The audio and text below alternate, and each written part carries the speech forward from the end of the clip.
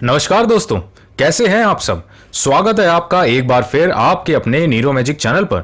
जैसा कि हम आरआरबी एनटीपीसी मैथ्स की सीरीज कर रहे हैं और आज जो आरआरबी का एग्जाम 3 अप्रैल 2016 फर्स्ट शिफ्ट में हुआ उसके इंपॉर्टेंट मैथ्स के सवालों को हम सॉल्व करेंगे, वो भी नीरो मैजिक अप्रोच के साथ। यह टाइम एंड वर्क का क्वेश्चन है आपकी स्क्रीन पर और आज हमेशा की तरह ऐसे क्वेश्चंस का एक जबरदस्त तोड़ दूंगा आपको जो ना आपने पहले कभी सुना होगा और ना ही कभी देखा होगा, जिससे आप पलक झपकते ही सही आंसर हिट कर पाएंगे। यहां देखिए, x, y और z किसी काम को 18 दिनों में पूरा कर सकते हैं, वहीं x अकेले उसी काम को 36 दिनों में और y 60 दिनों में। तो बताना है कि z को अकेले कितने दिन लगेंगे उसी काम को पूरा करने में। मेरे प्यारे साथियों, जब भी इस तरह का क्वेश्चन आपके सामने हो जिसमें किसी एक पर्सन या सबका टोटल टाइम पूछा गया हो किसी काम को पूरा करने में, तो आपने बस एक काम करना है कि जिन भी लोगों का टाइम क्वेश्चन में गिवन होगा उन सब का पहले रेशियो ले लेना है। जैसे यहां तीनों का 18 दिन, x का 36 दिन और y का 60 दिन है, जिनका रेशियो हमें मिलता है 3:6:10। अब मेरी बात आप बिल्कुल ध्यान से सुनिए।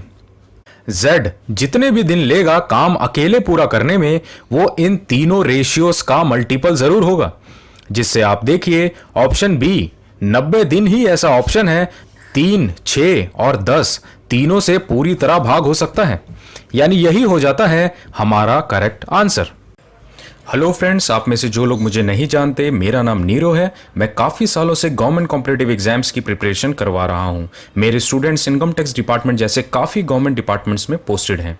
अगर आप इस चैनल पे नए हैं तो ज़रूर सब्सक्राइब कीजिए और बेल आइकन को प्रेस कीजिए। तो चलिए शुरू करते हैं आज का सेशन। दोस्तों, अब ये क्वेश्चन देखिए आपकी स्क्रीन पर। कोई तार रेक्टेंगल की शेप की है जिसकी लेंथ 42.7 मीटर और ब्रेथ 21.8 मीटर की है, पर जब उसी तार को खोलकर एक स्क्वायर यानी वर्ग की शेप में बनाया जाता है तो उस स्क्वायर की साइड कितनी होगी, यही बताना है। साथियों, ऐसे क्वेश्चंस को करने में कैंडिडेट्स काफी कंफ्यूज हो जाते हैं क्योंकि वैल्यूज डेसिमल्स में है और ऑप्शंस भी देखिए कुछ इसी तरह के दिए गए हैं। अगर कायदे से इस क्वेश्चन को सॉल्व किया जाए तो क्वेश्चन में रेक्टेंगल और स्क्वायर का जो पेरीमीटर यानी परिधि होगा वो बिल्कुल एक दूसरे के इक्वल होगा, क्योंकि तार की लंबाई तो उतनी ही थी। तो दोनों के पेरीमीटर का फॉर्मूला लगाकर एक दूसरे के इक्वल करके हम स्क्वायर की साइड निकाल सकते हैं, लेकिन उसमें भी काफी टाइम वेस्ट हो सकता है आपका। जबकि एक और रास्ता है जिससे हम इसे पलक झपकते ही निकाल सकते हैं। जी हां मेरे प्यारे साथियों, आप खुद सोचिए कि रेक्टेंगल हो या स्क्वायर, अगर एक ही तार से बना हुआ है तो इन दोनों का एरिया भी एक दूसरे के आसपास का ही होगा। तो बस उसी लॉजिक से हम आंसर तक पहुंच सकते हैं। यहां समझिए कि रेक्टेंगल का एरिया हुआ लेंथ इनटू ब्रेथ, जिसमें 42.7 और 21.8 मल्टीप्लाई हुए, जिसका एरिया आसपास का होगा स्क्वायर के एरिया के, यानी ए स्क्वायर। अब यहां भी अगर कोई भी नंबर डेसिमल के बाद 0.5 से ऊपर है तो आप सीधा उसे राउंड फिगर में एक बढ़ाकर लिख देंगे। जैसे यहां ये हुआ 43 और 21.8 हो जाता है 22 और उसी का अंडर रूट, क्योंकि हमें साइड चाहिए स्क्वायर की। अब आप देखें कि अप्रॉक्सीमेटली 900 का स्क्वायर रूट होता है जो 30 के आसपास होगा। अब आप ऑप्शंस देखिए, सिर्फ 32.25 ही ऐसा ऑप्शन है जो 30 के आसपास है, यानी यही हो जाता है हमारा आंसर जो स्क्वायर की साइड भी होगा। मैं उम्मीद करता हूं दोस्तों कि अप्रॉक्सीमेशन की हेल्प से कैसे आंसर निकाला जाता है जरूर समझ आया होगा। चलिए अब नेक्स्ट क्वेश्चन देखिए, ये आपकी स्क्रीन पर। यहां दिया गया है कि ट्राइंगल का एक एंगल 15 डिग्री का है, जबकि बाकी के दो एंगल्स का रेशियो 9:16 दिया है। तो बताएं कि बाकी के दो एंगल्स कितने डिग्री के होंगे। मेरे प्यारे साथियों, मैं उम्मीद करता हूं कि अब आपको समझ आ ही गया होगा कि हमें बस इसमें दोनों एंगल्स का मल्टीपल अपने ऑप्शंस में ढूंढना है, जिससे यहां देखिए ऑप्शन बी 90 और 160, वहीं ऑप्शन डी 45 और 80। यही ऐसे ऑप्शंस हैं जो 9 और 16 के मल्टीपल हैं। यानी इन्हीं में से कोई एक हमारा करेक्ट आंसर भी होगा। अब उसके लिए आप समझिए कि ट्राइंगल के तीनों एंगल्स का सम यानी जोड़ ही 180 डिग्री का होता है, जबकि यहां ऑप्शन बी में सिर्फ ये दो एंगल्स को ही जोड़ने पर 180 डिग्री से ज्यादा आ जाएगा।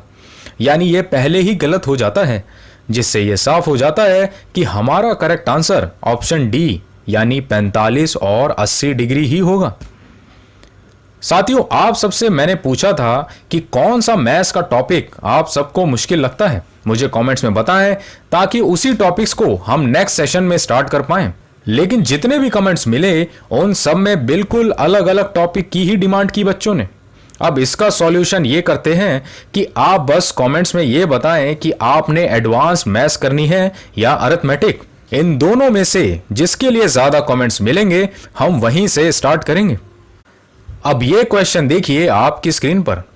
90 चॉकलेट्स को 160 रुपए में बेचने पर किसी ट्रेडर को 20% का लॉस होता है, तो बताएं कि 96 रुपीज में कितनी चॉकलेट्स उसे बेचनी होंगी जिससे उसे कुल 20% का फायदा हो सके। मेरे प्यारे साथियों, याद कीजिए पिछली वीडियोस। लगभग हर वीडियोस में मैं आपको ऐसे क्वेश्चंस की ट्रिक बता रहा हूं कि जब भी क्वेश्चन में सेलिंग प्राइस पूछा जाए या कोई सामान कितने रुपए में कितना सेल किया गया, तो आपने बस प्रॉफिट परसेंटेज को ही देखना है। जैसे यहां 20% का प्रॉफिट होना है, मतलब समझिए 100 रुपए पर 20 रुपए, जिससे टोटल 120 यूनिट का सामान बिकेगा। यानी यहां से साफ हो जाता है हमारा जो भी करेक्ट आंसर होगा वो इसी 12 का मल्टीपल जरूर होगा, जिससे हमें ऑप्शन बी यानी 36 मिलता है हमारा करेक्ट आंसर। चलिए अब नेक्स्ट क्वेश्चन देखिए, ये आपकी स्क्रीन पर। यहां देखिए किन्हीं दो ऑड नंबर्स यानी विषम नंबर्स को मल्टीप्लाई करने पर 399 मिलता है, तो बताएं उनमें से सबसे छोटा नंबर कौन सा होगा।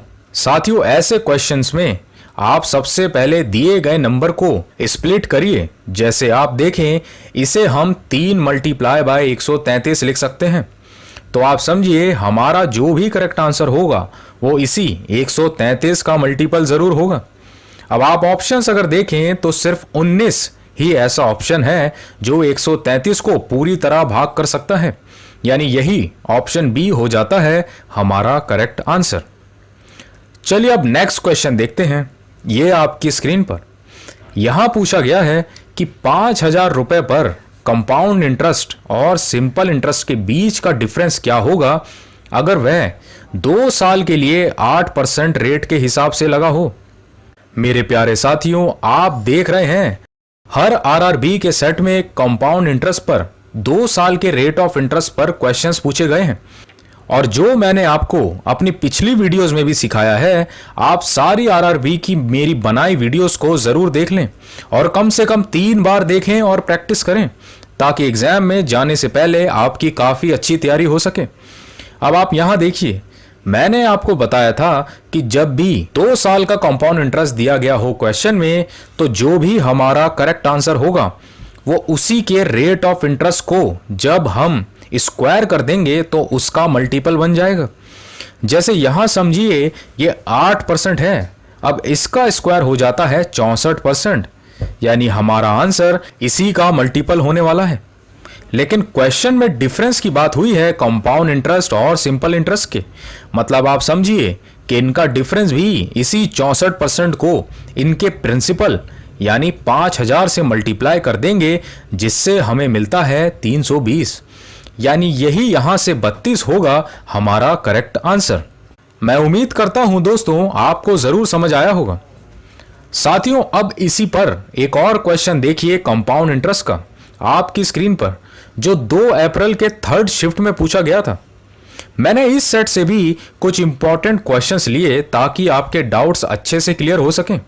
यहां देखिए, एक महिला हर साल की शुरुआत में 100 रुपए इन्वेस्ट कर देती है 5% के रेट ऑफ इंटरेस्ट पर 2 सालों के लिए कंपाउंड इंटरेस्ट पर, तो बताना है कि ठीक 2 साल बाद उसको कितने पैसे मिलेंगे। मेरे प्यारे साथियों, आप देखिए बार बार एक ही तरह के सवालों को कैसे घुमाकर एग्जाम में पूछा जाता है, जबकि आपने वही करना है जो मैंने पिछली वीडियोस में आपको सिखाया है। यहां समझिए रेट ऑफ इंटरेस्ट तो 5% है 2 सालों के लिए, यानी पहले साल 5% और दूसरे साल भी 5% तो रहना ही है। बस दूसरे साल 5 से थोड़ा ज्यादा रहेगा। अब वो कितना ज्यादा रहेगा तो उसके लिए इसी का स्क्वायर करके पॉइंट के बाद लिख देना है। ये सब पहले ही मैंने आपको सिखाया हुआ है साथियों, भूलना मत आप। अब यहां टोटल हमें 2 सालों के लिए इंटरेस्ट मिलता है 10.25% का। जबकि एक बात और थी क्वेश्चन में जो आपने ध्यान रखनी थी कि महिला हर साल की शुरुआत में ही 100 रुपए इन्वेस्ट करती थी। मतलब पहले साल जब उसने 100 रुपए लगाए होंगे तो उसे ये यहां 5% इंटरेस्ट मिला होगा। 2 साल के पूरे 10.25% के अलावा बस उसे यहां हमने ऐड किया, जिससे हमें मिला 15.25। यानी उस महिला को 200 रुपए के अलावा 15.25 रुपए भी अलग से मिले, जिससे यहां ऑप्शन ए देखिए आप 215.25 हो जाता है हमारा करेक्ट आंसर। मैं उम्मीद करता हूं साथियों आपको जरूर समझ आया होगा। चलिए अब इसी पर नेक्स्ट क्वेश्चन देखिए जो एग्जाम में पूछा गया था। आप खुद देखना कि एक ही तरह का सवाल कैसे बस क्वेश्चन की वर्डिंग्स को चेंज करके पूछ लिया जाता है।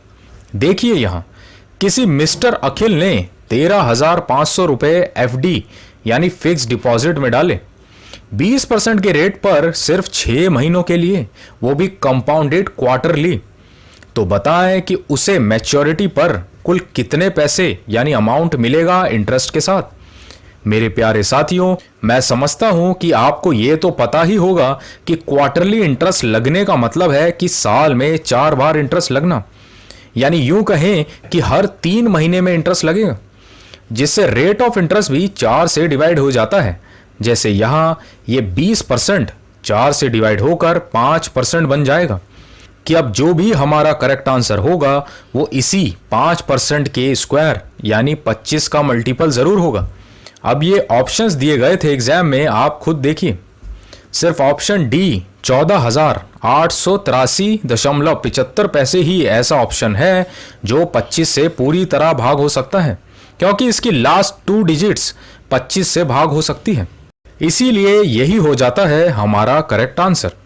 साथियों, मैं उम्मीद करता हूं कि काफी हद तक आपको इंटरेस्ट वाले क्वेश्चंस का तोड़ सिखाने में मैं कामयाब रहा हूंगा और आप अब एग्जाम में ऐसे क्वेश्चंस को हमेशा सही और पलक झपकते ही सॉल्व कर पाएंगे। चलिए अब ये क्वेश्चन देखिए आपकी स्क्रीन पर। टाइम एंड स्पीड का क्वेश्चन है। भूमिका जब किसी जगह चलकर जाती है और वापस उसी जगह साइकिल से आती है तो उसे 8 घंटे 20 मिनट का टोटल टाइम लगता है। जबकि वह सिर्फ चलकर ही जाए और चलकर ही वापस आए तो उसे 12 घंटे 15 मिनट का समय लगेगा। तो बताएं कि अगर वह सिर्फ साइकिल से ही आए जाए तो उसे कितना समय लगेगा। साथियों, इस तरह के क्वेश्चंस को करने से पहले आप एक बार ऑप्शंस पर नजर जरूर मार लें। यहां देखिए तो सारे ऑप्शंस में 4 घंटे तो दिए हैं, बस मिनट्स का ही फर्क है, जिससे हम ये समझ सकते हैं कि अगर सिर्फ मिनट पर ही काम कर लिया जाए तो हम काफी जल्दी ही इसके करेक्ट आंसर तक पहुंच सकते हैं। अब देखिए क्वेश्चन आप, यहां चलकर जाने पर और वापस साइकिल पर आने पर 20 मिनट लगते हैं और नीचे दोनों तरफ सिर्फ चलकर जाने और आने पर 15 मिनट का समय लगता है। जबकि सिर्फ एक तरफ ही चलकर जाया जाए तो यह 7.5 मिनट का समय लगेगा। यानी ऊपर भी एक तरफ चलकर जाने में 7.5 मिनट का ही समय लगा होगा, जिससे हमें पता चलता है कि साइकिल से एक तरफ जाने में उसे 12.5 मिनट का समय लगा होगा। जिससे आप समझिए कि दोनों तरफ सिर्फ साइकिल से ही जाया जाए तो इसे कुल 25 मिनट का समय लगेगा। जिससे यहां आप ऑप्शंस देखिए 4 घंटे 25 मिनट, यानी ऑप्शन ए ही हो जाता है हमारा करेक्ट आंसर। मैं उम्मीद करता हूं आपको जरूर समझ आया होगा। चलिए अब नेक्स्ट क्वेश्चन देखिए, ये आपकी स्क्रीन पर बेहद ही आसान सवाल।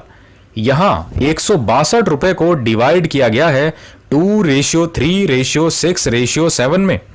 तो बताना है कि किस रेशियो पर कितने रुपए डिवाइड हुए।